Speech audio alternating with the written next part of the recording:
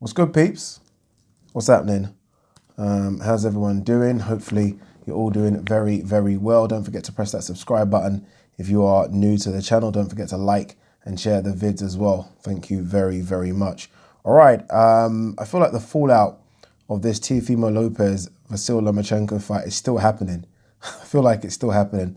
A lot of people are watching the fight again. I think some people are changing their scores. Some people have got it really wide now. Some people have got it a lot closer. A few people that I respect in the game have it a draw. Honestly, a few people have it a draw. Just because there were a couple of rounds that were quite close. I think the rounds that were close, that depending on who you give it to, either it's wide or if you give it to Loma, it's close. And those rounds are 2 and 7.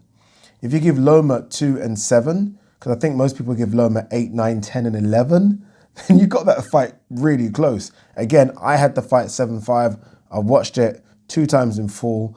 I've watched highlights of it, like kind of full-ish highlights, and I still have it 7-5. I could go 8-4, but I've still got it 7-5, having watched it a couple of times. I wouldn't mind seeing a rematch. I really wouldn't mind seeing a rematch. If it happens, who knows? I know there isn't a rematch clause. People pointed that out to me. I knew that already, people, but I was still saying I wouldn't mind seeing it regardless of there being a rematch clause or not. Who knows, right? I mean, why not? Why not? It's not like anyone got bashed up in that fight. I think it's almost like people don't want to see a rematch as though they had it fucking 11 rounds to 1 or something. It was a close fight. Again, that fight is 7-5. 7-5 for me, and that's close. Loma was at worst pound for pound number 3. Surely he can get a rematch, no? No? I think so. I think so. We'll see. We'll see if it happens or not. But I think Loma has done a couple of interviews where he's saying he thought he won. He didn't win at all. I don't know if that's his ego talking. He definitely didn't win. Unless he's saying in his head he won round 2, then 7, 8, 9, 10, 11, and then a share of a round somewhere. I don't know. But for me, 7-5, we move on. Something that got announced that's almost gone under the radar by Bob Arum and Top Rank that day was that Terence Crawford was going to fight Kell Brook. I think the date was November the 14th. We knew it was coming, but it got officially announced, I think, the same night Loma was fighting Teofimo. Let's discuss that a little bit. I've seen a few people saying this is a dead fight and it's crap and it's a crap matchup. And look, I understand, right? I understand it for 2 reasons. A lot of people think Kell's washed, number 1, and then a lot of people think Terence Crawford is pound for pound number 2 or 3. So that spectrum is really wide, right? If you're a washed fighter and a guy that's pound for pound number 2, 3 coming together, I can understand why some people are not happy about the fight. I don't mind it. Yeah, I don't mind it. Again, maybe that's just the Kell Brook fan in me saying that. I don't mind it. I really don't. I think it's a decent fight. Call me mad. Look, obviously, I sit on this chair and I get a lot of predictions wrong when it comes to fights, but I think it's a decent fight. It's true. I mean, I look at who Crawford has fought recently, and would I have preferred to see Kell than Khan fight Crawford? Yeah. Would I prefer to see Kell than Cavi Velasquez fight Crawford? Yeah. There's even a part of me that would have preferred to see Kell fight Crawford than Benavidez fight Crawford. So I'm not too upset by it. I don't know why. Some people seem to be very upset by it. I think we're more upset because we want to see Terence versus Errol, or maybe even Terence versus Sean or Keith. Maybe that's what it is, right? I think that's what it is. So when Kell's name gets dragged out, you're like, oh. But I think Kell still has something to offer if he made 147 well. And I guess he's still got, what has he got? A month left to make it. If Kell's made 147 well, I'm telling you now, this ain't no gimme for Crawford. Crawford will win. Crawford's the better fighter. Crawford's the fresher. Crawford ticks a lot of more boxes than Kell does. But ain't no gimme. I think people act like he's just going to run through Kell. It ain't happening. Ain't happening. I'm telling you now, ain't happening. For me, it's all about Kell making 147. Well, it's all about. Yes, we know Kell isn't the Kell that fought Sean. I get that, right? I mean, that Kell's done. whether or not it's because of the two orbital bone issues or whether or not it's because he doesn't live the life or inactivity, that Kell doesn't exist anymore. But I still think 60% of that Kell's still around. And I think that 60% gives Crawford a good fight for a few rounds. That's all I'm saying, right? Before I get castrated, I'm not saying Kell beats Crawford. I'm not saying any of that. I'm just saying that Kell gives Crawford some good rounds just because Kell is a very, very good boxer and he's big at the weight. And there's still something there. There's still something there. He's not as washed as Amir Khan. Put it that way. When it was announced that Crawford was fighting Amir Khan, I was like, are you kidding me? Like, that was my reaction to it because I know Amir is washed. Kell isn't washed. So I was thinking, because I normally do my scores on the doors in terms of what chance I give Kell. Some people are saying that no chance. Nah. All right, there's some fights. Like, there's only been maybe 1 or 2 world title fights in the last 5 years where I've given the opponent no chance. Like, none. For example, I gave Crolla no chance against Loma. But apart from that, there's not many. I still always give an opponent a chance. Like Crolla Loma, though, zero. I think I gave him something like 10%, but really true, 0. Kell, don't know. I've been seeing some photos of him in sparring and looks in great shape. I will say that now, looks in great shape. And those photos were 4 or 5 weeks ago. So I think the weight's coming off well. I give Kell a 25% chance. I think that's about fair. 25%, 75% Crawford. I think that's fair. Crawford's a big favourite, and I think a 75% swing reflects that. I give Kell 25%. I have no idea who is training Kell. I don't know. Obviously, it's not Dominic Ingle. I don't know who it is, if I'm honest with you. I know a few people on social media have said they know who it is. I have no idea who it is. We'll wait and see. I don't think anyone's going to teach Kell any new tricks, right? You can't teach an old dog new tricks. I don't expect new tricks. But we'll see. We'll see what happens. Kell is going to be aggressive, as he was against Errol, as he was against GGG. He's not going to go hiding. You know, he's going to be there. And he can punch. He's got a very, very good jab. He doesn't have the same bag of tricks that Crawford has, but sometimes I feel like Crawford tricks himself when he goes into those bag of tricks because he goes in there too much. He'll switch hit, he'll switch to southpaw. He'll do too much sometimes. Sometimes I just want Crawford just to be orthodox and box. Sometimes he tries to do too much. And sometimes I feel like he trips over himself sometimes. But there's no doubt Crawford is probably going to win this fight. I think that's almost a contradiction. No doubt than probably. But Crawford should win this fight. But don't sleep on Kell that much, please. Please, right? Don't. Kell's got a chance. Small chance, yes, but a chance. This isn't like Crolla Loma. No. If you're saying that is, then I just can't agree with you. But hey, what do I know?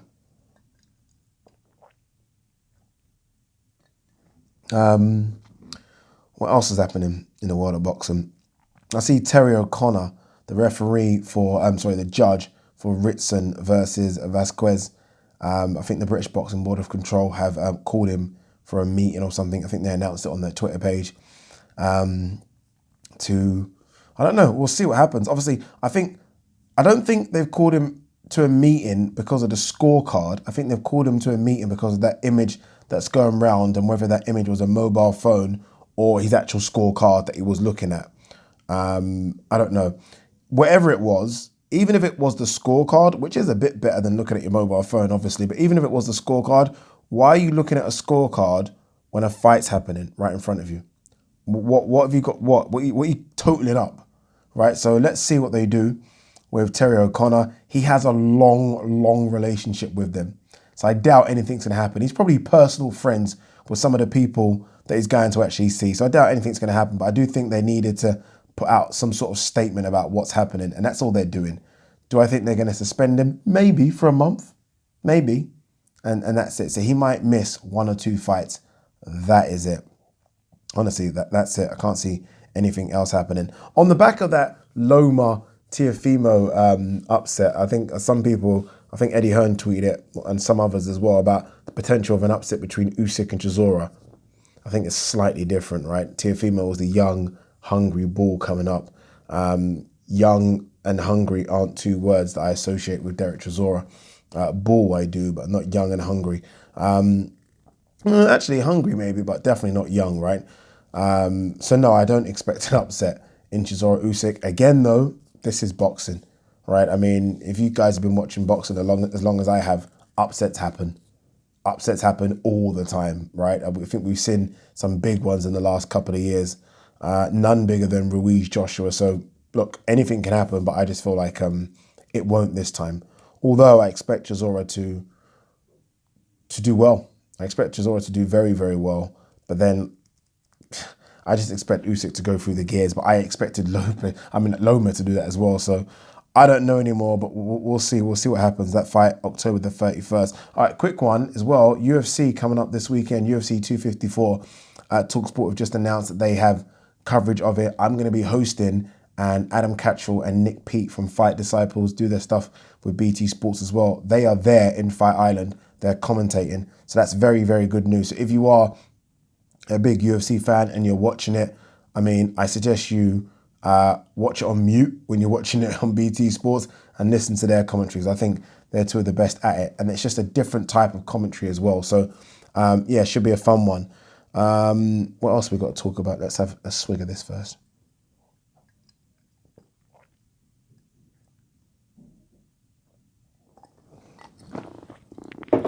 No announcement, has there, by the way, about Tyson Fury's opponent? I guess they're negotiating. To be fair, it's only just come out.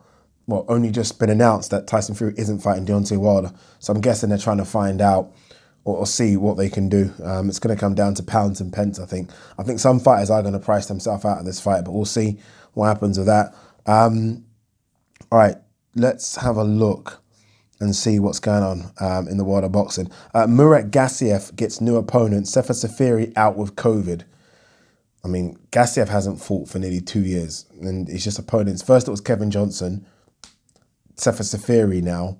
I wonder what's going to happen next in terms of him. Pedraza shakes head at scores. Felt Lomachenko beat Lopez. This is what I'm talking about. It's strange. Pedraza, who obviously fought Lomachenko, got beat by Gervonta Davis. He's making waves now, I think, at 140, or he's won a couple of fights, I think, at 140.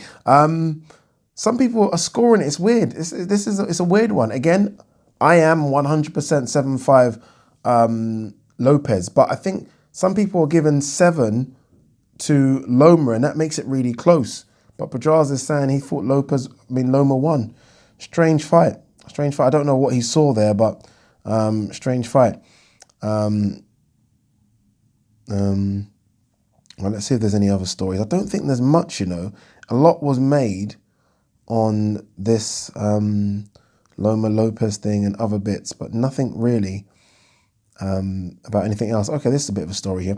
Anthony Joshua, I want to steamroll through Pulev, then fight Fury.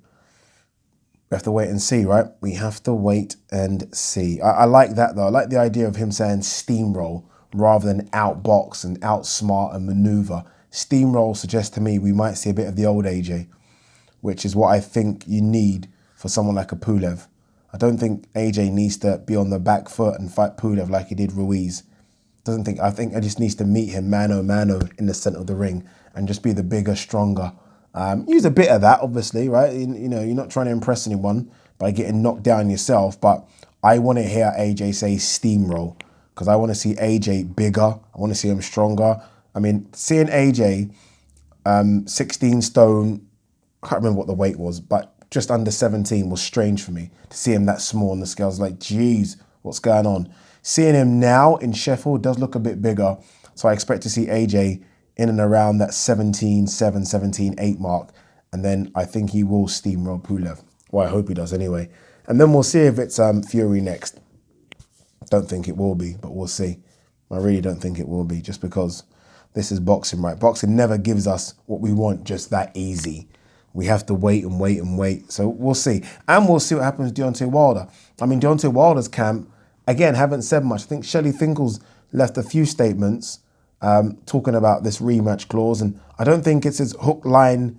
I don't think it's as obvious as we think it is. I think a lot of people are like, oh yeah, but he's not fighting him because the dates run out. I don't think it is that, So we'll see what happens with that one.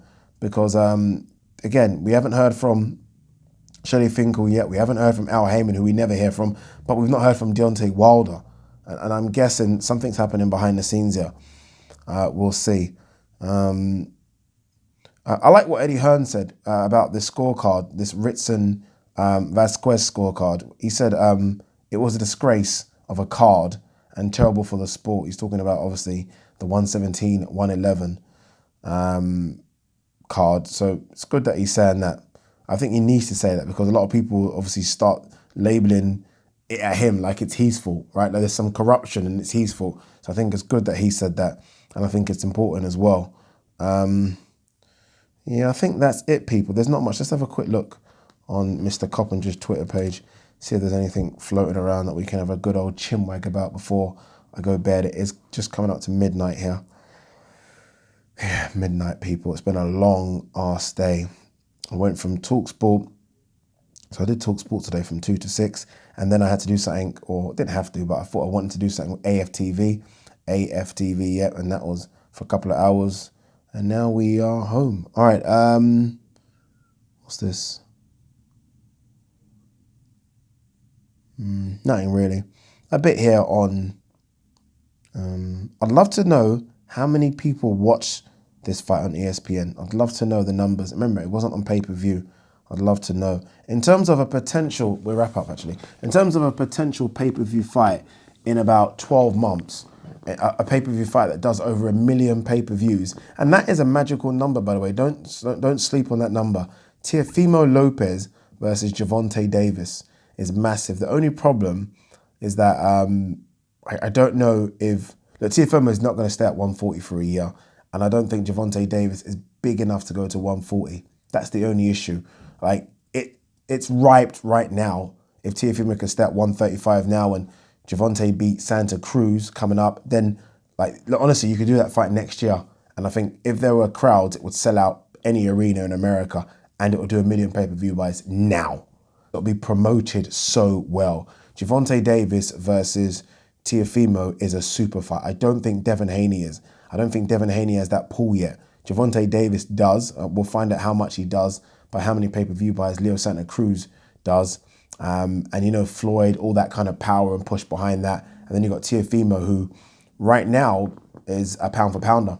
And that's another video we need to maybe do. Like, where does he move to in the pound for pound rankings? Loma has to drop, obviously. Initially, it was Canelo, Loma, Crawford, Inoue, Usyk, I believe. Does Teofimo climb into the top 10? Number 10 on the pound for pound rankings is Pac-Man. Number 9 is Beterbiev. Does he jump above that? Does he jump above Charlo? Charlo that beat Rosario. Does he jump? Because I had him as a pound for pounder as well now. So we'll do a pound for pound video. I think we need to do that to discuss who makes up that 10 places. I would remove Pac-Man. You can't be that inactive and still be a pound for pounder for me. I'd remove him.